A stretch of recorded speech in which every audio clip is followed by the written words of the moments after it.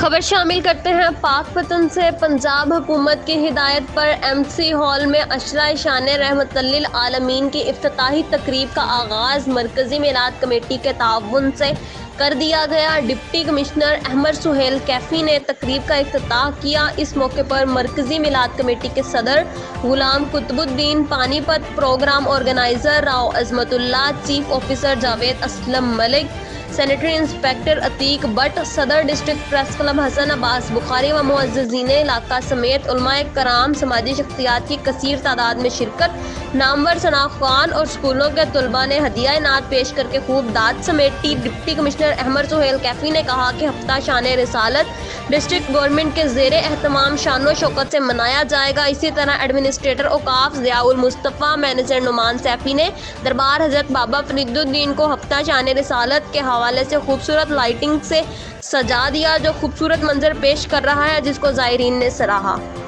Report کر رہے ہیں حسن بخاری۔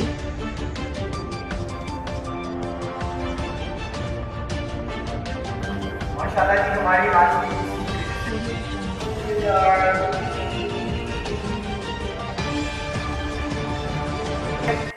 حکومت پاکستان کے اس فیصلے کو بڑے ہی احسن انداز سے ترتیب دیا، اور سب سے پہلے مقابلہ حضور کے رکھ کے اللہ کے پاک کلام سے اپنی محبت کا ثبوت دیا۔